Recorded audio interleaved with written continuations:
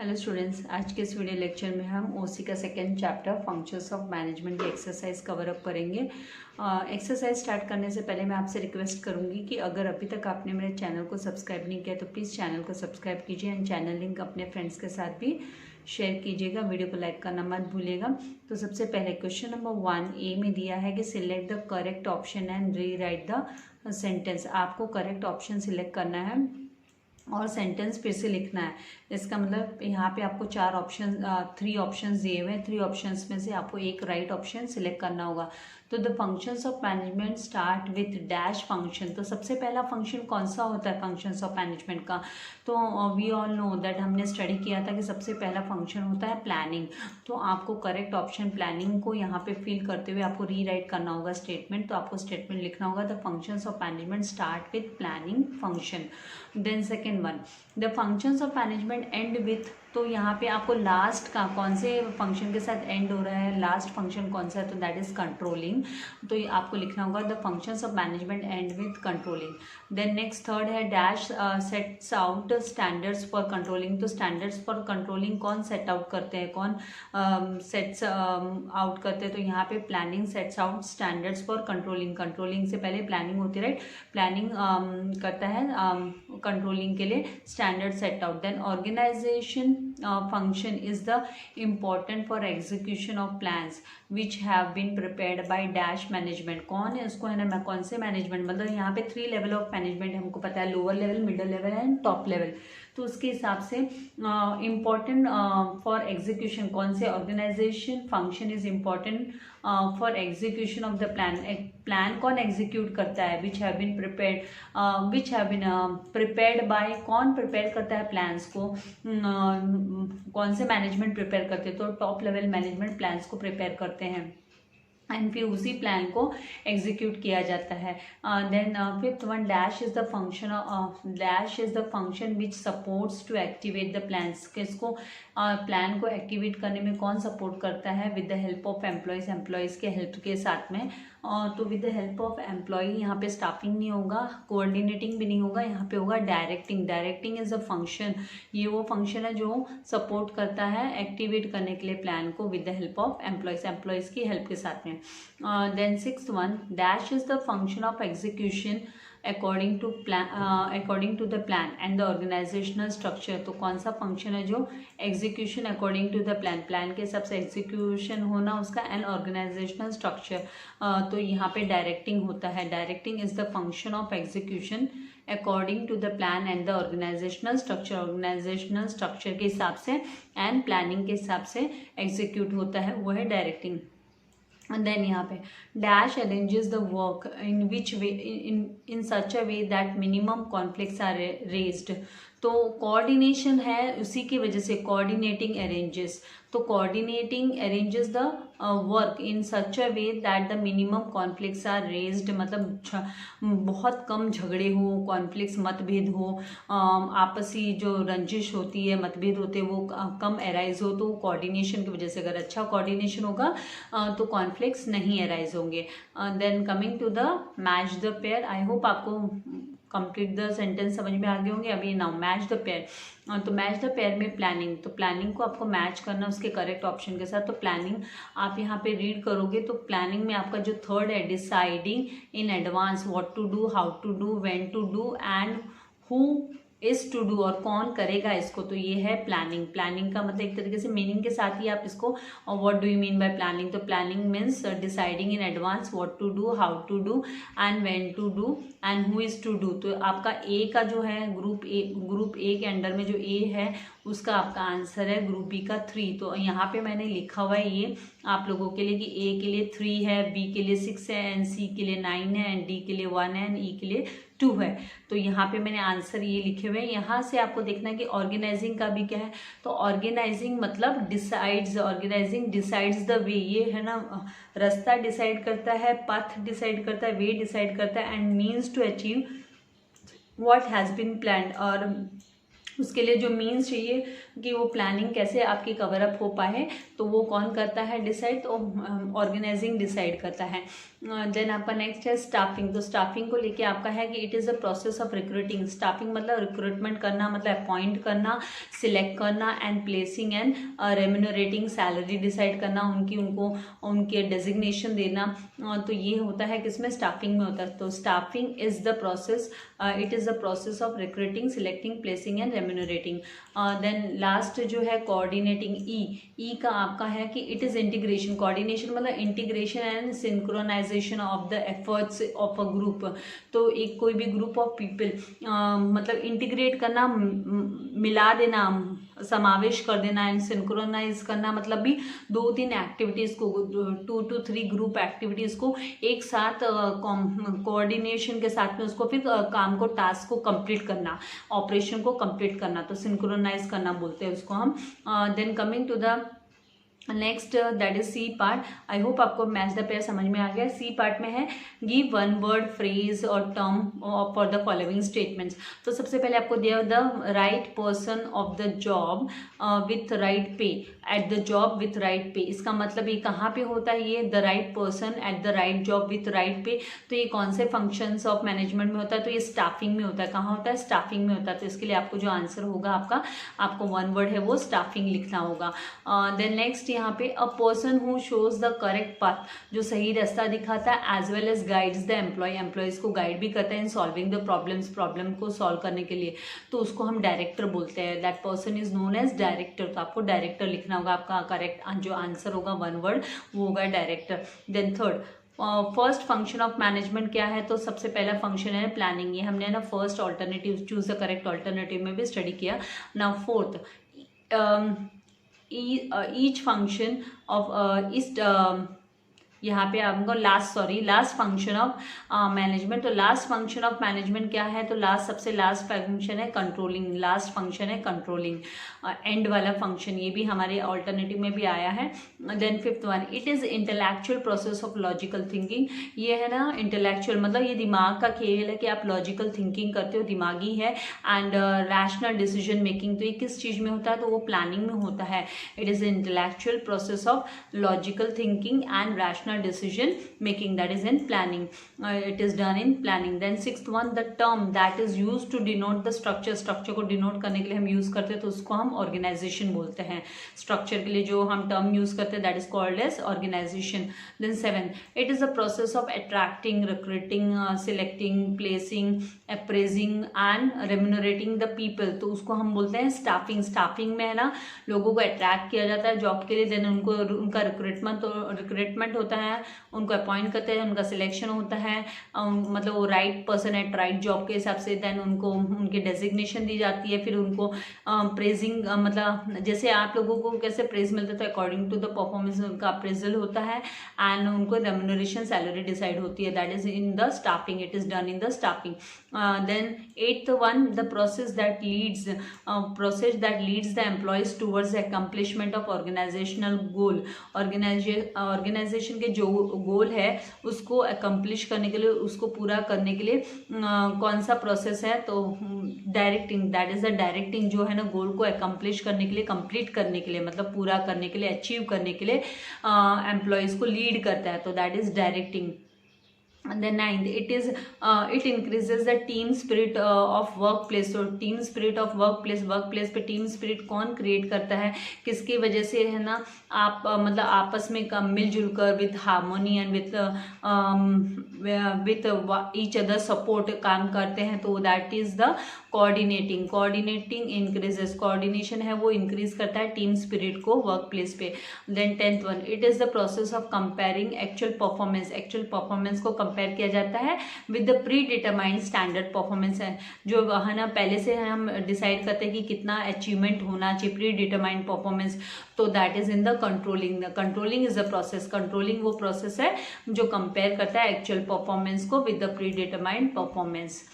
सो ये इस तरीके से आपको वन वर्ड लिखने होंगे। तो आई होप आपको समझ में आया है। Now moving to the next, state whether the following statements are true और फॉल्स। नीचे दिए हुए स्टेटमेंट्स गलत है या सही है वो आपको लिखना है। तो उसके लिए आपको लिखना होगा यहाँ पे कि every function of management is not based on planning. तो ऐसा होता है क्या, किसी चीज़ की प्लानिंग हम बोलते हैं ना best plan means half done. अगर आपने अच्छी प्लानिंग की है, अगर आपकी प्लानिंग अच्छी है तो आपका आधा काम वैसे ही हो जाता है। तो best planning means half done. तो यहाँ पे अगर आपकी प्लानिंग नहीं होगी, कोई भी फंक्शन अगर आप किसी भी फंक्शन में अगर प्लानिंग नहीं होगी तो मतलब फिर वो बराबर से हम उसको अचीव नहीं कर पाएंगे। तो इसका मतलब इज नॉट बेस्ड नहीं आएगा, इज बेस्ड ऑन प्लानिंग। तो every function of management is based on planning. भले वो छोटी मोटी हो, छोटी मोटी बर्थडे पार्टी से लेके वेडिंग से लेके या फिर कोई फंक्शन, कोई कंपनी के टारगेट अचीव करने से लेके कहीं पे भी प्लानिंग का होना तो बहुत जरूरी है। सबसे पहले सबसे मोस्ट इंपॉर्टेंट फंक्शन होता है मैनेजमेंट का। तो प्लानिंग करेक्ट है, लेकिन यहाँ पे इसको नॉट बेस्ड बोला है, इसीलिए हम इसको फॉल्स लिख रहे हैं स्टेटमेंट को। Then second, specialisation in activities leads to increase in the organisational efficiency. अगर कोई स्पेशल होता है किसी एक्टिविटीज़ में तो उससे क्या ऑर्गेनाइजेशन की एफिशिएंसी इंक्रीज होती है। तो यस, ये ट्रू है। ऑर्गेनाइजेशन की कैपेबिलिटी, उसकी एफिशिएंसी, उसकी कैपेसिटी भी इंक्रीज होती है, उसके ग्रोथ पे भी इफेक्ट होता है स्पेशलाइजेशन इन एक्टिविटीज़ की वजह से। कोई स्किल्ड होता है, स्पेशल स्किल्स होते हैं, उसका फ़ायदा तो किसी भी इंस्टीट्यूशन को मिलता है। Then third one, qualified, efficient and skilled work force is always an asset of the organisation. Yes, अगर किसी ऑर्गेनाइजेशन में अच्छी क्वालिफिकेशन लेके और ट्रेंड पर्सन है, efficient, hard working and skilled person बंदा अगर कोई किसी ऑर्गेनाइजेशन में काम कर रहा है तो वो उस पर्टिकुलर ऑर्गेनाइजेशन के लिए उस ऑर्गेनाइजेशन का एसेट ही होगा। जैसे अगर मैं आपको कॉलेज लेवल पे बात करूँ तो कॉलेज लेवल में अगर कोई स्टूडेंट है ना, किसी स्पोर्ट्स एक्टिविटी में काफ़ी अच्छा होता है और inter colleges sports competition arrange होती है तो उस बंदे को जरूर भेजा जाता है स्पोर्ट्स के लिए, ताकि है ना वो हमारी पर्टिकुलर कॉलेज का, जिस पर्टिकुलर कॉलेज से आप बिलोंग करते हो उस कॉलेज का नाम रोशन कर सके। तो मतलब उस कॉलेज के लिए वो स्टूडेंट भी एसेट हो गया। तो उसी तरीके से ना एम्प्लॉयज़ भी एसेट होते हैं ऑर्गेनाइजेशन के लिए। अगर उनके अंदर कोई क्वालिफिकेशंस होती है, क्वालिफाइड होते हैं, वो लोग एफिशिएंट होते हैं, स्किल्ड वर्कफोर्स होने से वो वर्कफोर्स है ना ऑर्गेनाइजेशन का एसेट होता है। क्यों?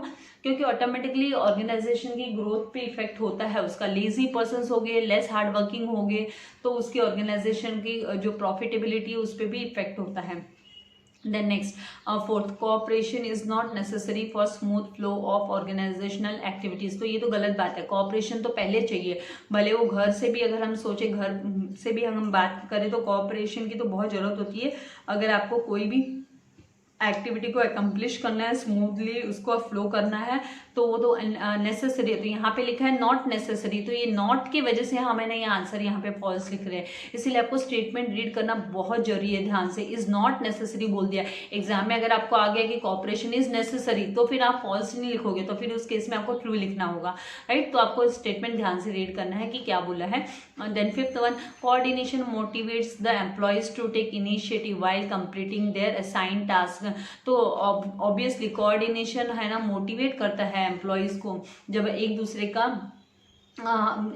का कोऑर्डिनेशन होता है, मिलजुल कर काम करते हैं, एक दूसरे को प्रॉपर मैसेजेस कन्वे होते हैं, तो उसकी वजह से फिर क्या होता है, काम है ना अच्छे से कंप्लीट हो जाता है। तो जो असाइन टास्क है वो भी आराम से हो जाता है। तो यहाँ पे coordination motivates employees to take initiative. अगर लोगों का कोऑर्डिनेशन मिलता है, अदर एम्प्लॉयज का कोऑर्डिनेशन मिलता है तो कोई भी आगे बढ़कर काम करना चाहेगा, वॉलंटरीली आगे आएगा, इनिशिएटिव लेगा काम को कंप्लीट करने के लिए, राइट। तो यहाँ पे ये ट्रू है। Then sixth one, standards are not set for every performance in controlling function. तो ये गलत बात है। हर एक फंक्शन के लिए, कंट्रोलिंग फंक्शन के में स्टैंडर्ड्स तो हर एक परफॉर्मेंस के लिए सेट होता है। तो यहाँ पे नॉट वर्ड आया है, आर नॉट सेट, तो ये नॉट की वजह से हमको ये स्टेटमेंट को फॉल्स लिखना है। तो ये आपको याद रखना है कि हम फॉल्स क्यों लिख रहे हैं, बिकॉज ऑफ नॉट है। Standards are set for every performance, हर एक के लिए जरूरी होता है। यहाँ पे नॉट लिखा है इसलिए हम इसको फॉल्स लिख रहे हैं। Then coming to the next one, यहाँ पे find the odd one out. आपको odd one out find out करना है तो यहाँ पे planning, organising, staffing and writing. तो प्लानिंग है ये functions of management, organising functions of management है, स्टाफिंग भी फंक्शंस ऑफ मैनेजमेंट है। ये राइटिंग है ना, ये फंक्शन ऑफ मैनेजमेंट, मैनेजमेंट का फंक्शन नहीं है, ये अलग थलग ही है। ये अलग थलग है तो इसको अलग अलग थलग कर देना है हमको, इसको ऑड ठहरा देना है, इसको हम सेपरेटली लिख देंगे कि writing is odd one out. Then second selecting, training, coordinating, placing. तो यहाँ पर जो सिलेक्टिंग है ये सिलेक्टिंग स्टाफिंग के अंडर में आता है, सिलेक्टिंग स्टाफिंग के अंडर में आया, ट्रेनिंग स्टाफिंग के अंडर में आया, प्लेसिंग स्टाफिंग के अंडर में आया। तो ये है ना पार्ट्स हैं, स्टाफिंग के पार्ट्स है, ये स्टाफिंग के अंडर में प्रोसेस है। और ये कोऑर्डिनेटिंग है, ये तो फंक्शंस ऑफ मैनेजमेंट हुआ, ये सेपरेट हो गया, ये फंक्शंस ऑफ मैनेजमेंट हो गया। तो इसीलिए ये जो कोऑर्डिनेटिंग है ना वो सेपरेट होगा, तो इसको हम ऑड वन में लिखेंगे कि coordinating. Then coming to the F1 that complete the sentences, आपको सेंटेंसेस को कंप्लीट करना है। तो यहाँ पर the task of getting the things done by others, अगर आप किसी और से काम करवा के लेते हो, इज नोन एज, तो उसको हम क्या बोलेंगे, तो that will be known as management, उसे हम बोलेंगे management, that will be called as management. हम किसी और से काम करवा के लेते हैं, the task of the getting things done by others, दूसरे से हम काम करवा के लेते हैं, that will be called as management. Then the function of manager start with the planning. The functions of management, यहाँ पे the functions of manager या functions of management starts with planning. Planning के साथ start होगा. The next one is the dash function of management initiates action. तो यहाँ पे directing, यहाँ पे बहुत छोटे लेटर्स में क्योंकि यहाँ पे फिट नहीं हो रहा था, तो यहाँ पे मैंने साइड में लिखा कि डायरेक्टिंग। तो the directing function of management initiates action, ये है ना एक्शन को इनिशिएट करता है directing function.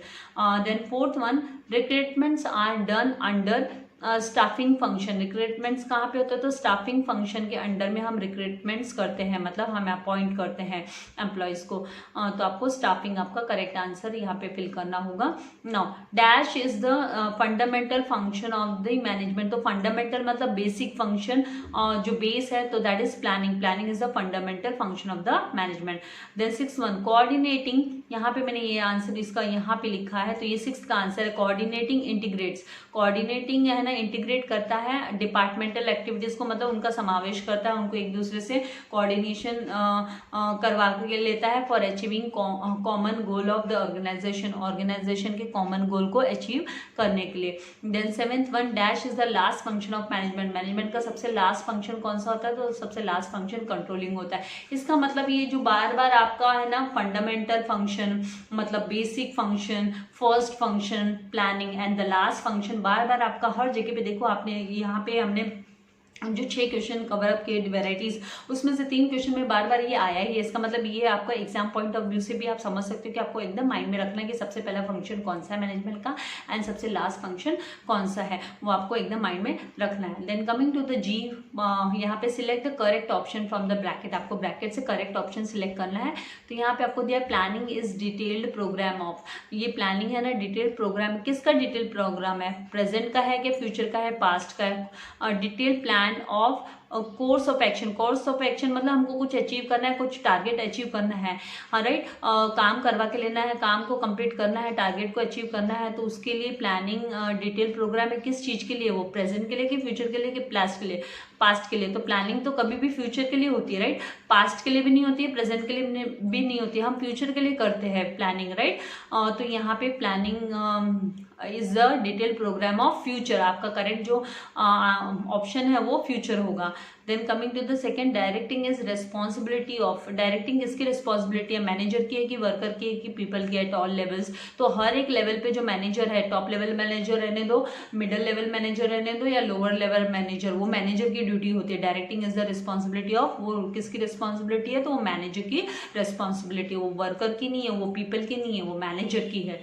Then third one is what, यहाँ पर qualified efficient and skilled workforce is always, जो क्वालिफाइड और एफिशिएंट एंड स्किल्ड वर्कफोर्स क्या होता है कोई भी ऑर्गेनाइजेशन के लिए, हमने इससे पहले भी हमने इसको स्टडी किया है कि ये है ना एसेट होता है ऑर्गेनाइजेशन के लिए। मैंने आपको एग्जांपल भी दिया कि कोई स्टूडेंट किसी एक्टिविटी में स्किल्ड रहता है राइट, बहुत अच्छा होता है, तो उसको इंटर कॉलेजेट कॉम्पिटिशन के लिए भी भेजा जाता है। तो यहाँ पे एक ऑर्गेनाइजेशन में अगर कोई qualified efficient and skilled workforce है किसी ऑर्गेनाइजेशन की, तो उसके लिए वो लैबोरेटरीज नहीं होंगे, वो एक्सपेंसेस एक्सपेंसेस नहीं होंगे, वो इनफैक्ट वो एसेट्स होंगे।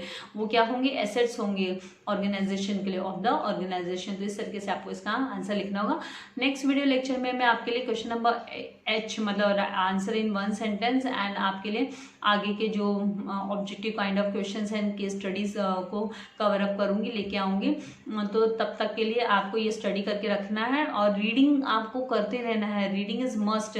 और ये सारे के सारे फिलअप्स एंड ये आपको टेक्स्ट बुक में लिखने के साथ साथ आपको अपनी नोटबुक जरूर बनानी है, ताकि आपके लिए अच्छा होगा। एक आपकी प्रैक्टिस भी हो जाएगी और आपके स्पेलिंग एरर नहीं होंगे और आपको एग्जाम में भी स्पीड बनेगी पेपर लिखने के लिए, कंप्लीट करने के लिए। तो आपको लिखते रहना है।